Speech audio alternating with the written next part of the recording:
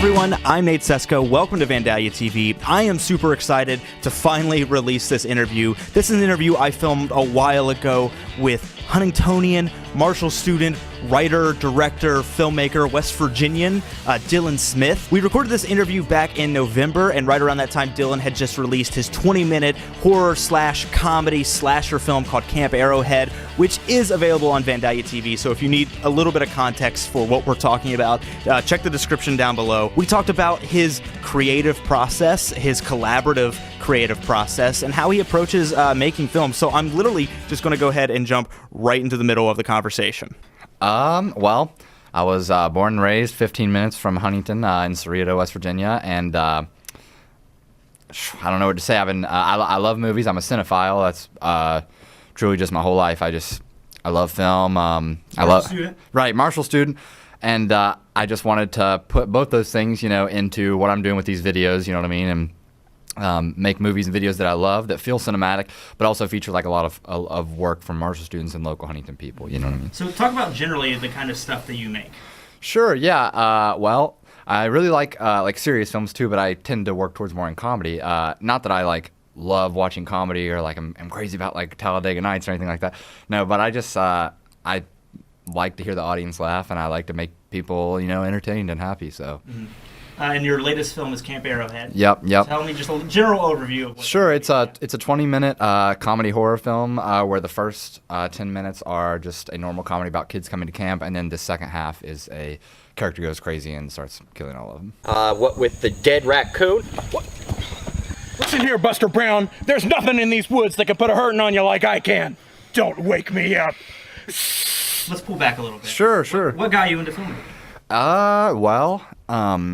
Is this a high school thing? Is this I saw so many movies growing up. There was a point where my dad was taking me to the theater, and we would pay for matinee pricing, and then we'd see 3 films that day. We'd just go right from the next. So it ended up and that would just be with whatever film was playing, and to get to X-Men at the end of the day or whatever. So I ended up seeing a lot of stuff I guess I wouldn't normally see. My dad I was responsible for a lot of that, and I just kind of branched out with that and just started watching anything I could, And so I was telling people, I was in high school, and I was telling people, I was like, oh, I'm gonna make movies one day, because I'm so into movies, but I didn't do anything. So me and this girl break up, and she's like, you're not a filmmaker, you don't make any films. Yeah. And so I got all my friends together. I'm like, we've got to make something right. So that weekend, my friend Trey was really into music, and he'd been showing me some music that he'd made, and I got this Dracula vibe from the songs. I was like, man, I could just see Dracula. And I was really obsessed with Michael Mann's Thief at the time, starring James Caan. And so I just combined that, what that song inspired me with I saw this image of Dracula in this weird kind of funny song, and I combined that with what I was obsessed with at the time, Michael Mann's Thief, and then made this movie called Blood Drive with all my friends, where Dracula was stealing cars in Huntington. Okay. And it was just a joke, but so many people started watching it, and they were saying, oh, we want to know what happened. And it was so silly. But we ended up making another one and making more and just trying to get better and adding more characters in. And, we made this one when we were in high school, me and all my friends, and it was called Avery Goodchild. It's supposed to be a James Bond, where I played a main spy. And we went as far as to get, we shot in the Frederick. I drove a 1969 Firebird with a top down in the film. I wore a tuxedo the whole time. And so we just started really building on what we were doing, and more people started to take interest. People were reaching out, they wanted to act, you know what I mean? And it was just this silly small thing. And then I got into college, and so the Marshall Film Festival happened. I put a film in, and it was Blood Drive. It's totally silly, you know what I mean? We made it 3 years prior to that, and I'm sitting in my art history class in the second week of college, and I overhear some, Hannah. I'm sitting near Hannah Spurlock. She's one of the other people I knew, and Caden Tooley, I think, is sitting in front of her. I didn't know him yet, and she was saying, "Does anybody know of any local films? I'm trying to get into some local film. I'd love to watch some more," which is ironic because what you're doing here, but. Caden Tooley said, I was at the Marshall Film Festival the other night. I had a film in it, but I saw this one called Blood Drive. And he starts telling her about this movie that I made. So I leaned over and I said, hey, man, I made that. Oh, that's me. Right. And he said, well, I had a video in it too. And so we started talking about the videos. Like I said, I saw this one movie there called The Filmmaker. And he said, well, I made The Filmmaker. Yeah. And so we just started hitting it off. We got each other's numbers. And then the next weekend, he called me up and he said, I've got a camera borrowed from a buddy. He's like, we should get together to make something. And so we made this video called Skull Crusher, which is featured also on. Right. I think it was pretty collaborative for you from the get-go too. Right. You talked about hey, my friend has this music. Right. I'm gonna bring him in. We're gonna shoot. Somebody else is gonna shoot it. Right. Talk about Caden was like your editor and stuff. Right. So talk about like just your collaboration process. Sure, yeah, I'll shout out a few of my guys here. Trey Cobb, one of my best friends. Another one of my best friends, Kevin Burdett. Austin Height, Josh Billups. These were all guys that were just integral in this coming together, you know what I mean? Trey makes my music. Kevin, he's a huge cinephile along with me. He's been my best friend since preschool, so we've grown up watching really strange films together, and like he'll always just text me like, dude, I saw the coolest shit, you know? And so he helped me, you know, when I had that idea about Dracula and the cars, I hit him for some ideas, and he's like, well, dude, that's so awesome, because, you know, vampires can't be seen in mirrors, and so they can't be seen coming in the rear view when they're trying to steal your car. And I was like, oh, so me and Kev, I always hit up him with ideas or ask if this works or doesn't work. With Trey, he's always making my music. Also, Trey's a phenomenal actor. And so is Austin and Josh, and they've helped me with. But Trey, something that's special about him that I'll just throw in real quick is he usually never has anything written for any of the films that we do, because when I met him in theater, and we used to. This was in early high school, but they would always do. I can't remember what it's called, ad-libbing or freeform. What would you call that? Like improv? Improv, yeah. And Trey was so good at that. And so one of the first videos that one time me and Trey hung out, and we were like, let's just make a video for fun. And he was just improv-ing it and just so funny. And so every film that we've done, really, I'll just write, Trey talks to this character, and he just makes it up. And so I think that gives it a lot of personality. And I try to let a lot of people that I'm collaborating with that, you know, have their personality in the film, because I don't want it to be too controlled or feel like a job or something. This is the thing that I made. It's like a collaborative process. You're always Right. going to have other people Right. let their voice kind of be. Right. So like when we were making like the blood drive movies and everything, I remember like one time we were on set, and my friend Austin, or I think it might have been him or Kevin, he said, man, why doesn't somebody get run over by a car in this movie? And so we were just like, all right, this character's going to get run over by the car at the end of this scene. And so we're like, after we filmed, we're like, all right, take off all your clothes. And we started filling, you know, plastic baggies full of water, and we ran down the street to the Dollar General and got Jello and just started filming and just ran over the body. And it looked like shit, but it made the film so much funnier. And now when we watch it, you know, years later, we're like, oh, this is where he gets run over, you know.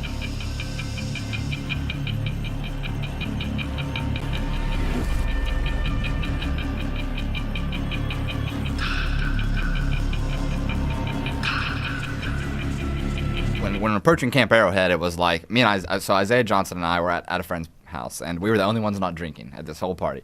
And so we were just talking about, like, what if somebody just came here and just started killing everybody? We'd be the only ones to survive, you know what I mean? We were kind of joking about that, and we're like, man, why don't we just make one of these movies? You know, we're in West Virginia where there's woods, and there, you know, and so it just kind of started developing from there. And we talked about like time length, you know, and at one point I think we were talking about 45 minutes. And yeah, I think that's the thing is I wanted to know about, like, how did you fit the pocket? Right. 45 minutes or this. Right. So we were talking about that, and I was just like, man, I just don't think anybody's gonna want to sit through 45 minutes, because at the end of the day, we are amateur. You know what I mean? And like, you have to, I think, know your lane, especially like in this type of stuff. And it's like, you know, Tisha Bumgarner gave me some of the best advice that I've ever had is like, when we were making the Skull Crusher videos, you know, she told me that like sometimes it felt like just kind of like unscripted white boys with guns. You know what I mean? So with this, I really wanted it to feel like tight, scripted, and point driven. You know what I mean? And so I think like making it 21 minutes, and it could have been longer because we cut 3 scenes out of it. You know what I mean?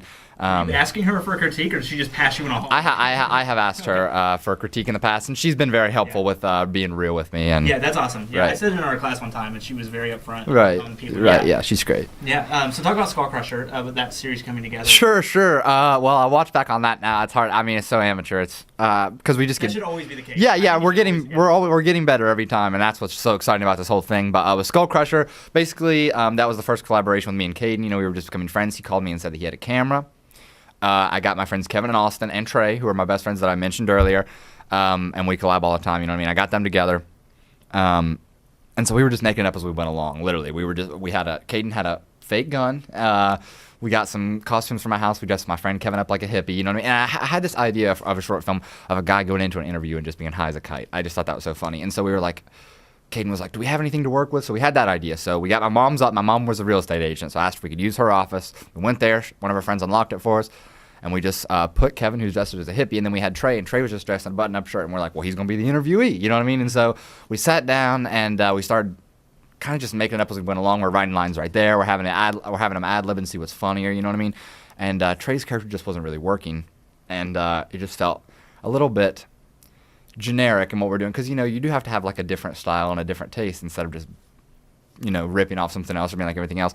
And so there was this guy that worked at, and he just was so distinct.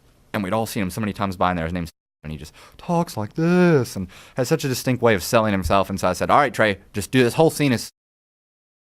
And then I said, Kevin, just act like you're high as a kite right now. And then they just started ad-libbing the scene, and so we just cut out what worked from that, and then we used like editing to add comedy, I guess.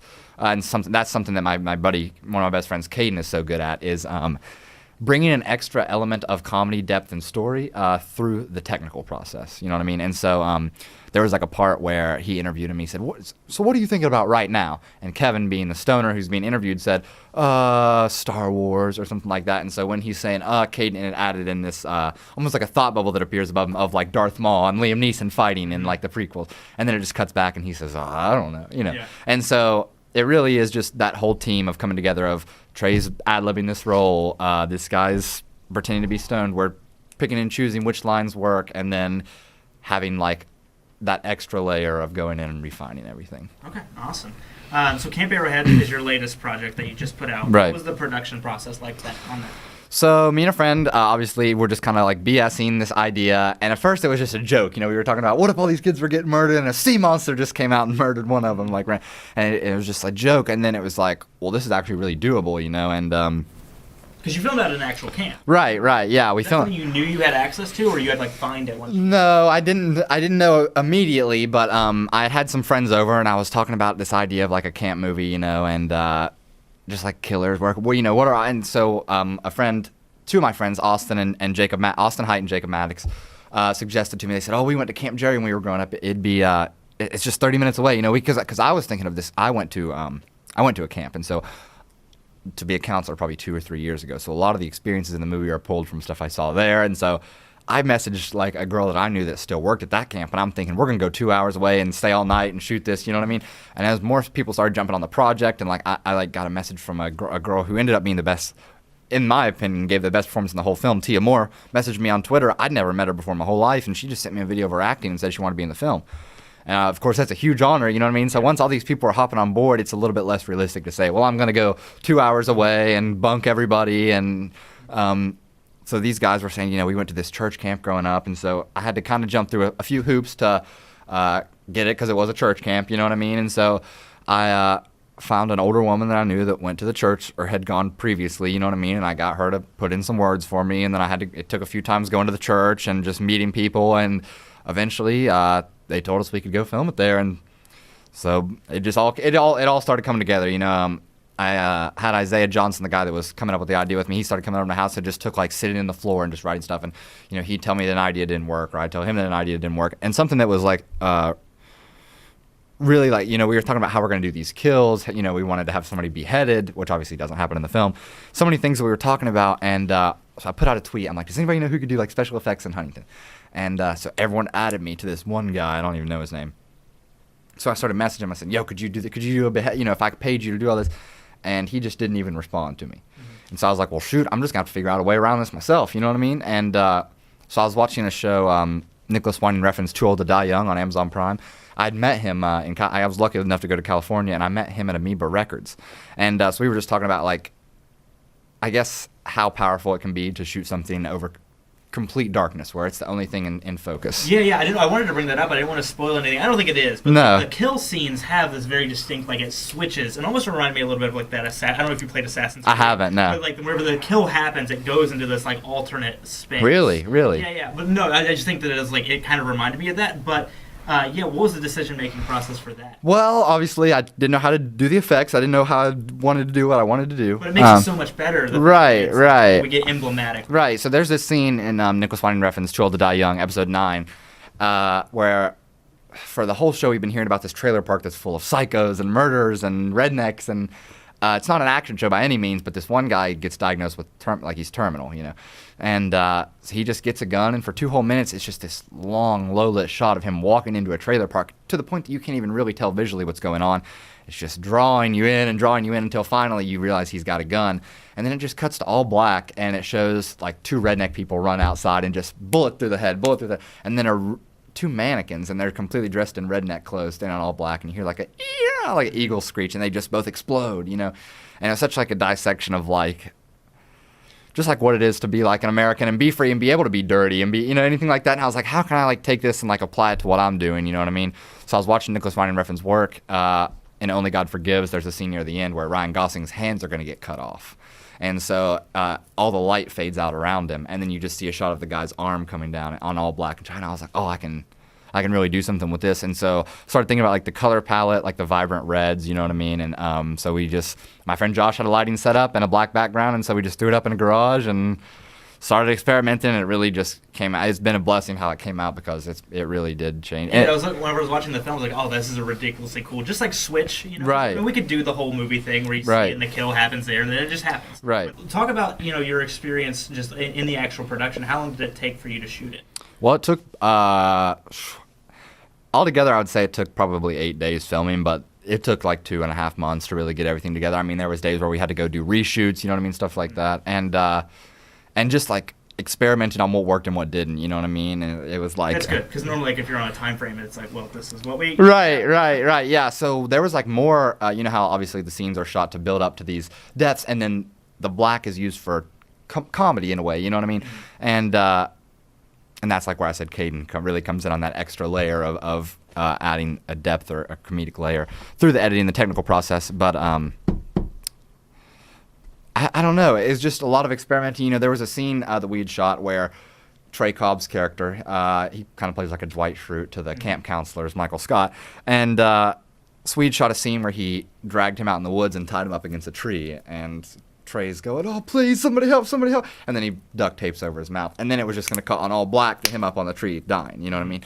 But we just had all these other scenes put in it, you know what I mean? It was like, the people know what's going to happen. He's going to die, you know what I mean? Like, he's going to get on that black screen tied up. So we just nixed all of that, did a few little scenes building up, and then it was just like a montage of everybody dying. And I think that ended up playing better for comedy. And so it's just a lot of experimenting and seeing what does and what doesn't work. Yeah. So this was a comedy. So the approach immediate was like, we're going to make a slasher comedy that's going to lead into that? Right. I know you said you took some inspiration, obviously, from like some slasher films. Right. So was it like, was there ever a conversation like, let's just make a straight horror movie? Or was it like, no, we know how to, Trey knows how to be funny? Right. Well, about a year ago, my friend Josh made me and some friends watch all of the Friday the 13th movies. And the whole time I'm watching them, I loved them because it's just like, well, we could do this. You know what I mean? But obviously, I didn't have that in my mind. I'm trying to think of the film that I watched where it a few examples of stuff that like To Live and Die in L.A. and a few films like that. Oh, Mandy with Nicolas Cage. I was watching. I don't know if you've seen that, but